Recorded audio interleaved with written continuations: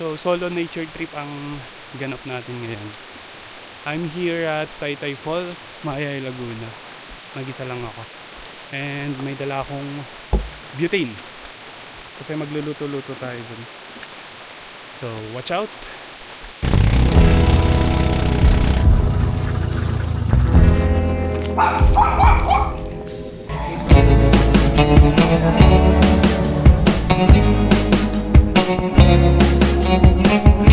Pasok na tayo sa entrance, guys.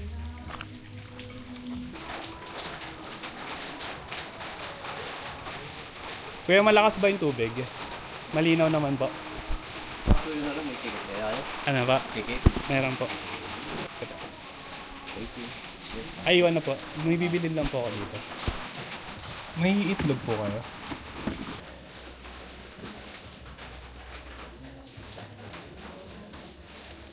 Thank you po. Yan, OTW na tayo sa trail. Konting lakad lang naman to, guys. Yan. And sementado yung trail dito.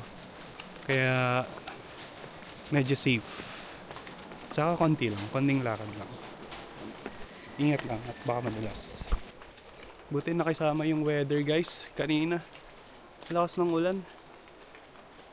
Dito, hindi na masyado. And mafoggy.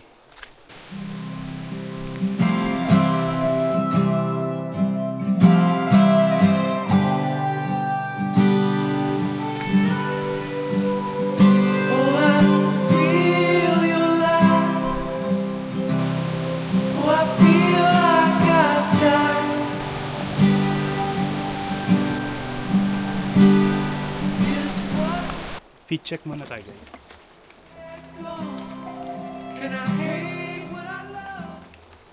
Guys, naka-sandals tayo ni Papa Jesus. Sandals tayo ni Papa Jesus para iwas dulas. And after walking 5 to 10 minutes, I finally reached this beautiful and majestic Taytay Falls.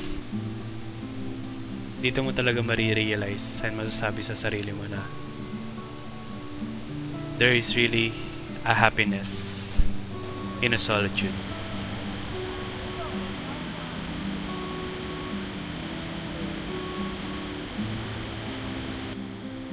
Pero syempre, bago tayo lumangoy, humanap muna tayo ng spot kung saan tayo makakapagluto. Syempre, gutom na tayo. And yung oras na yan, parang around 12 PM na. And hindi pa ako kumakain. And I find this spot good kasi hindi siya daanan. Konting linis lang, tanggalin lang yung mga damo. And yeah, we're good to go.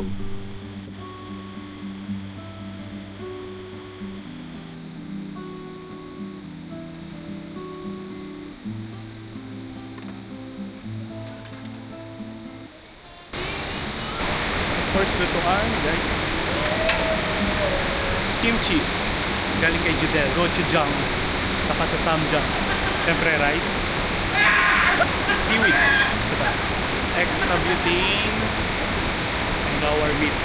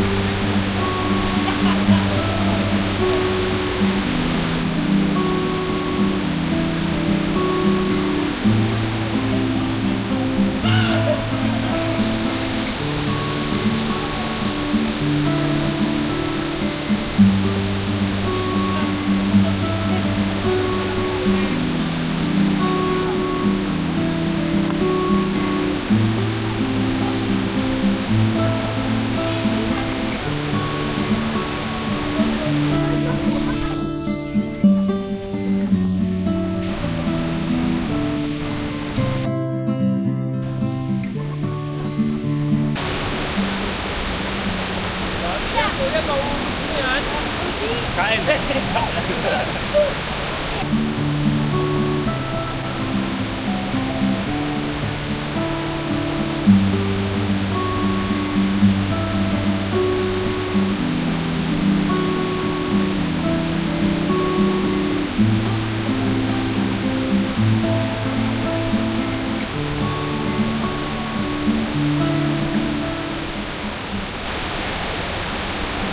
Last bite. Busog na ako.